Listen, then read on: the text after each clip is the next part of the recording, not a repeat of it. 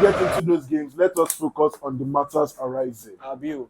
Yes, because in the week and in the last hours, we've seen a lot of things that have happened. Plenty things they always occur for this world, Yeah, no. especially for this football. We they always do. But Yeah. the main thing we want to start with now, the spearhead of the Super Eagles, current African Player of the Year, Abiu. Victor Osimhen. He is in a lock to Yeah. see who is going to move to, because Conte has clearly told him that he doesn't want Osimhen Yeah. at Napoli. Yeah. He has gone to buy a trusted. I don't still understand the signing, but Yeah. to Conte, it is a trusted option. Yeah. Romulus Ukulele, sorry. Romelu Lukaku has completed a 30 million euros plus add-ons transfer from Chelsea to Napoli to become the new spearhead of Antonio Conte's attack, along with Kvaratskhelia. Yeah. Now, Osimhen is in a landlock because Al Ali and Chelsea are in a bidding war to see which of them is going to be able to pull Osimhen and save him from Egypt. Now, this is where we have a problem, because Chelsea have been the ones that have been mostly on this case. Yeah. And in my honest opinion, I believe Chelsea are the ones that really need the striker, because Yeah. all their striking options are useless. Yeah. Let's face it. The Yeah, striking obviously. options they have are useless. They have a striker who cannot strike the ball, Yeah. and then they have a false striker who can play as a striker, but he's not exactly good as a striker. It's better if there's a striker there. Ahead of him, yeah. They have a proper striker who they don't rate, Yeah. and they have one that they've loaned out to Ipswich Town. So this now brings the problem, because Al Ali have Mitrovic, who Yeah. is not doing a bad job. Yeah. I don't think it's the club that Mitrovic is playing for. It is. I'd Yeah. say, okay. It's Al Ali now. Okay. I don't understand that one. So it's Al Ali and Chelsea. PSG are not in the running at all, according to what we heard. No, they don't come out there. They don't come out there. Yeah. They don't come out there. Because Osimhen has also mentioned that he doesn't want to know why his wage demands and everything. If anybody's signing him, they should either up his wage or not do anything at all. Yeah. So, What I see for this Osimhen case, Osimhen needs to understand it's not that this season now we in play finish, we no deliver like that. I don't know whether you see the thing saying that upper season when they win the Scudetto and everything.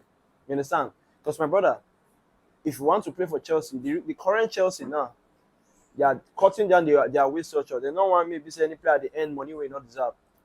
Lukaku 350, a bit 325 is gone. Sterling, they're trying to remove him from the team.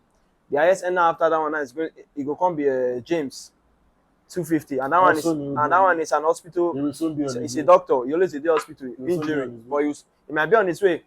But at least what I don't understand from Chelsea is if Nafi cleared those 700 or almost 700 pounds wages, you should be able to give Osimhen at least a 250 is demanded or 300 or whatever. You understand? But I don't understand why. But I think they say a lot of things still did that a contract, so if say fee they stop them, and I just think that Osimhen's team and they should just look for a way to reduce all those things, to leave Osimhen in Europe, because for him to be that guy with other clubs with the respect, my brother, you have to be performing in Europe. You are too young to go to Saudi. You are 25 now. If you go Saudi, come back, you'll be 28. You say you go see the hot, so you say everybody go see the fine for Europe. So it's just better you make the right decision, leave the money, and my brother focus on in Chelsea or whatever club you want to sign for you. So I just think they should just Osimhen, at least you need to see come to consideration. Just leave it and focus on the ball that you are playing. That is fair enough, but Yeah. I mean, there's a lot of things to consider in a transfer and everything, because he may still feel like he has a lot to offer in Europe, but then nobody's willing to afford those wages. So Yeah. anywhere he can play his football, I believe he should just go there. But then Yeah. if he's chasing the money, that's fine as well. I mean, he's had a stellar 2 years, and that's just all that there is about it. Yeah. But this just in, Chelsea's Armando Broja was due to move to Ipswich Town, and that move has just collapsed. So Broja is back at Chelsea. Mason Mount is injured he will be out for a few games Mm. because that's why he was taken off at halftime at the Amex Stadium on Saturday. Ten Hag said he had a problem, and it has just been confirmed that Mount will be injured for the next few games. So Mm. we won't be seeing Mount till about October, which is normal. It's a waste of money, that, as I continue to say. And I mean, one day we'll figure out how we'll be able to get rid of him and get that transfer behind us. But Yeah. moving on to other things, Sancho and Sterling. It's been a topic that has taken Now saga for the week, oh. football Twitter I'm by telling you. storm because Eric Ten Hag has made it very clear since last season that Sancho was not training up to standards and sent him up to Dortmund. Yeah. I mean, in the end, Sancho fans and Ronaldo fans tried to have the last laugh over Ten Hag, but Bald is best, and Bald has continued to win. Yeah. Ronaldo still hasn't won the trophy outside United. Ten Hag has won 2. Sancho got to the Champions League final last season and was the worst player on the pitch. He has not made an appearance. He has not made an appearance for United this season Yeah. in the league. He hasn't even made a matchday squad yet. But there were talks coming from different sources that Chelsea were interested in taking Sancho off United's books, but only if United took a player that Chelsea no longer needed. And the person that kept coming to the forefront of many reports was Raheem Sterling. So let's get into that real quickly. Raheem Big Nyan Sterling. Yeah, let's get into that real quickly because, as you would know, Sterling is a player that I have always disliked. I know you. I have You see always disliked him. Sterling, Mhm. Lukaku. Which other one again? Martinelli. Those players, no matter the season where they get, you can never believe them. Jordan Henderson. You can never believe them. Nah. So the Sterling case and the Sancho swap is going to benefit Chelsea more if the thing happen because obviously they're taking the younger player. But the thing I say, this Sterling, ever since he left City, ever since he come out for City, what has he done in the last 2 years, maybe 3 years, like weighing with Chelsea? What has he really done? He's just been Sterling don't ever get 10 games where we see okay for in the month. In a player of the month, he delivered Chelsea. He was scoring, assisting, doing these things. A player that he bought from City, where you were bought to replace Hazard, they give you the number. Because thinking, oh, this guy now was signing. Yes, now that was what Chelsea fans were thinking. Like he's that guy because they see the thing where they do for City. Oh, system-based player. Yep. He came to your club now. He cannot deliver. Now one can go scam Man you. Say that his mind should give you that Sancho. They want to scam Man U. Even as Sancho is too useless, I will not still pick Sterling. In as much as to me, I would still say Sterling is the better player overall. Mm-hmm. Overall. But in terms of what Sterling, I think he's 29 years old now. When I want to use 29 years old winger, they do. When you say your all prime, what do you even do? Is it now that I'm trying to fix Man U now? I'm going to go to bring another who is unless he's going to take a very high wage cut. If you don't take him, there's no way any club should be looking towards Sterling. And if Man U does that, I don't understand what they're worried about. It's like they're not ready to make good decisions for the future. It'll just basically be like Ineos have taken 17 steps forward. And then with the signing of Sterling, it basically be like taking 35 steps back. I don't see the point of having 2 Rashford type players in the team because Sterling plays left wing, same as Rashford. They need a particular set of conditions for them to both play well. Yeah. I don't see the point because Sterling is a person that will thrive in a system that creates a lot of chances. As people would say for United, they don't create a lot of chances to even start with. So why would they bring a player like Sterling who basically needs them to create chances for him to do his thing? All in all, I still don't think it's a good deal at all. I believe that if United wants to do any business with Chelsea, the only players that we should be considering, Madueke, Cole Palmer, and those players are not players that Chelsea wants to sell. So we'll just tell them on your bike back to London. don't show your faces here again because we are still dealing with the consequences of their deals. I know. Look at this amount, man. It's out for a month. Yeah. The most unnecessary signing that we've ever made. Yeah. And stuff. But let's just let's just leave that where it is. We touched down on this before. Kylian Mbappe's inability to break his La Liga duck yet. It's Yeah, been 2 games. yeah, Today is a third opportunity for him to yeah. get that goal in La Liga to basically show that he has arrived. Mm. But we are still genuinely concerned because that is something that um, outside fans are supposed to do. Yeah, It's just like with other teams, if you have a player that's in another team and he hasn't scored in the league or he hasn't scored anywhere, we begin to ask questions because yeah, a lot of money was involved to get said player yeah, into the team. So let's hear from a Madrid star through and through yeah. what they have to say about this. The thing is that we're patient. You understand? Not everybody will have a Cristiano start. Mhm. Cristiano's first game was, I think it's, I don't know if it's Deportivo La Corona, I've forgotten who he played that time. When he scored penalty, he and Alonso they drag penalty. You Mhm. understand? So look, Jude Bellingham the same thing. First 13 games, I think he scored a goal or assist. So not everybody will have those. Who will hit the, nobody go. Not everybody go hit the ground running. Mhm. You understand? Some people need, and the pressure when Mbappe used to come the club. Now only Ronaldo feel that kind of pressure. You understand? Jude don't feel that pressure. Jude will catch us by surprise. Mhm. Obviously, oh, the guy was able to score goals and all these things. Even Vinny had to grow into the role where he can play now. Rodrigo then. So this Mbappe's level is a different one. I don't even. It's only Ronaldo I can put in that category of okay. We'll see the pressure when you get coming to the Santiago Bernabeu to Madrid.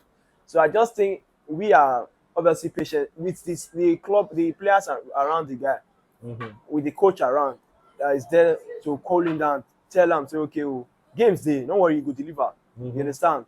So the only thing is that they have high expectations this season for Mbappe. You understand? Some people want he will lead the Pichichi. He will win the league, win the Champions League, win all these things, win treble first season. But my brother, realistically, these things need time to start to move. You understand? And start to click. So we are waiting. We know we are not in a hurry. As far as he's not injured and if they give us the gameplay, is putting himself in position to score, in the try score, in the assist, we are fine. We Mm. know 1 year outside loans, people wey be say never sign that kind of player for their life. They wan come dey tell us wait na our nature be that, how to do. You are a club, you have never had a Ballon d'Or player. You wan dey tell me say my Mbappe never score. Have you ever had that kind of signing in your life? How do you know that a player like that should perform when you never get am? So na the thing, e be like say you get glass house, you wan go dey stone person house when your house na glass. My friend, you just get out bro. So na here I see, don't worry, Mbappe will deliver. Well, that's that about Kylian Mbappe. Well, Yeah. we have another Wahala that came up this last week. As we mentioned earlier, Wolves welcomed Chelsea to the Molineux and Chelsea won by 6 goals to 2. Yeah. The game started off with a very, very early goal by Nicholas Jackson, Chelsea's top choice for a striker Yeah. this season, who used that opportunity to hit back at a Chelsea legend, John Obi Mikel, Mm-hmm. for his comments about him in the media over the last week. Yeah.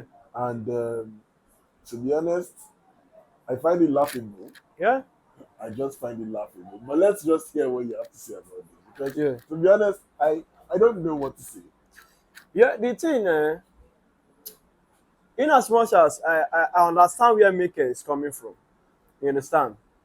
Being a club player, being around the team when the club was successful, Mm-hmm. their big early stages of their success and everything, Yeah. playing over 10 years for them, obviously he has a certain kind of love for the team.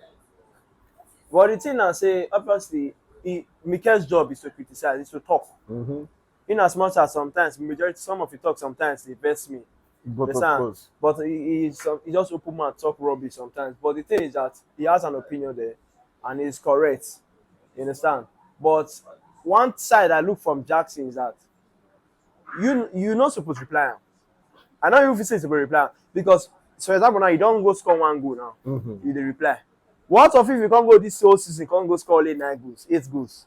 You don't prove the Mikel right. and Mikel will come for you. Of So course. now the thing. So I just think obviously in as much as it's kind of Jackson sees it as a disrespect, obviously Mikel will begin speak as he wants to speak. But from the video and the clips that I see, I just say a person who just wants better for Chelsea. Let Osimhen come, a player that can score more, a high profile player. Because he obviously didn't respect Jackson's talent and all those things. But Jackson obviously in all these players they see what people they talk for media. Saying that oh you know Sabi score, you useless and all this thing. So when they come to say now Chelsea player they talk that can't say a so-called legend, they talk. They go just begin talk. But obviously, most say it be. I think I still believe that the best way to silence the media and everybody is with your performances on the it's pitch, facts. which is why I continue to hold some players in the highest form of disdain as I could possibly do. People Yeah. like, let me not talk before they say I'm indulging in hate speech.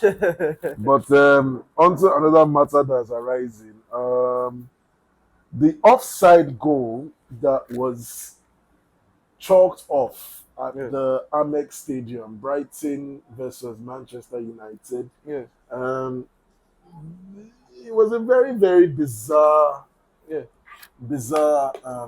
decision because looking at the playback and everything, you could see that beautiful bit of play, by the way, between Fernandez, Ahmad, Ahmad, Fernandez, to Garnacho and Sexy. Yeah. Now, the ball was played across and Garnacho tapped it in, but before the ball crossed the line, as Zexi had gone in to try and, bundle in Bruno Fernandez's pass, the momentum from that still kept him ahead of the ball. Yeah. And then before the ball crossed the line, it bumped into him and went over the line. Now, it's more or less the right decision because And the right one. he is ahead of the ball. He's offside. And he's also ahead of the last defender. Yeah, even the keeper too. Yeah, that's the last defender. So he's ahead of this person, which is fair, proper. That's the way it should be. Yeah. Now, don't you think that it's a bit harsh still? Because no matter what would have happened, he's not directly interfering with that. Even if he wasn't there, the ball would have still gone in. Yeah, I understand this part where you talk to. Because I think it's one of those things you say, what am I calling now? Subjective? Yeah. Yeah, it's a subjective thing. Yeah. I think, obviously, with the play, if you see, when Garnacho played the ball, the momentum where Zexi used come, there's no line of action or where even if in there or they there, in go interrupt. Because the ball is on target, it's going to the goal. Remove Zexi's spirit from there or his body, the ball is going to enter the goal, obviously. So I understand that part. It should stand to me. If the ball not the go area, now Zexi body can't put her in and it off. Totally different story. But now at least the ball was going towards the goal angle. Zexi come with the momentum of say that initial pass from Bruno. So everybody was onside. Everybody was onside. So when he was trying to do that one, he no fit touch him. So the time waited the goal, the ball constantly meet him. So there's no way he can dodge that ball. He was just unlucky. But you know this referees VR with the referee board, they always they get things wrong and right. So like I said a couple of videos ago, I said this is a part of the team, these games and this of FA and all these things, they need to check. Sometimes use common sense for some games. Are you going to cancel and spoil? Because that goal now, it affects how the game go. Because if you not score that goal, I don't see how Brighton for physics do, but at least you would be comfortable to some level. You understand? But anyhow, the consistency cancel the goal. So we take what we can get. But at least somebody does share my bias that it was the correct decision. But they should bring a bit of what am I call it now? I don't know how to describe. Yeah, like if a bit of conditions into things. Yeah, like stuff like that, situations. Yeah, no. Situational choices. Let me say something. Like if last season now, I don't know if you can remember one game went up like I don't know who else I was playing, but the keeper. I think Raya passed ball, give Gabriel. Gabriel used his hand, hold the ball inside penalty box. Against Bayern. In the Champions League, I think so. So a lot of no, you're not supposed to do that. Normally in the rule, you're not supposed to do that. Once the keeper passes the ball, you know fuse and hold him against that box. That's a pen. That's a penalty. But when they take and go UEFA referees, there's a lady, I've forgotten her name, that is in charge of I think she's holding a high position there. So you can't talk to rule of common sense. The player feel no as at that time when that thing happened. So he just hold the ball. He want hold the ball then pass again. So their actions so it be said normally you know say this thing fit affect this game. So there's no way for you to blow it. So that's Garnacho and Zexi is in that category. So in my opinion. Yeah, one of those situational events that you just have to look at and be like, it could be like this, it could be like that. But that's about that. Anyways, moving on to more important things. As I mentioned earlier, Mason Mount has been sidelined for a few games. He will be out for 4 to 5 weeks after picking up a muscle injury in the game against Not only Mason Mount, to Jude Bellingham now. Oh yeah, Bellingham for is 1 also month injured. in the training. So apparently, it's a muscle that not many people injure. It's a strange muscle. You know, we all have hamstrings, but Jude Bellingham has a belly hamstring. So he has injured that, and he'll be out for about a month. Yeah. A lot of signings have been made in the last few hours. According to trusted journalist Fabrizio Romano, Liverpool have completed the signing of Federico Chiesa from Juventus in about 13 million euros initial fee, add-ons included. Very good signing for Liverpool. Yeah, it does look to be good, but then you also consider the fact that Chiesa has missed about 100 games. Yeah, the guy, injury, has not been happy so, like that. So it's something that you have to look at. Yeah. United completed the signing of Manuel Ugarte on Tuesday. 50 million plus add-ons, which total about 60 million. He's not around. He's around. He's done his medicals already. Which number? We're just waiting for the announcement. Okay. But Chiesa has been announced. We are still waiting. Chiesa 14. We are still waiting on United to announce Ugarte. But Tino Anjorin from Chelsea has moved to Empoli, and Mohamed Simakan has moved from Leipzig to Al Nassr. So Ronaldo has a new teammates. That's about 45 million euros for that player. He looks a cracker though. Matt Hummels is about to sign for Mallorca.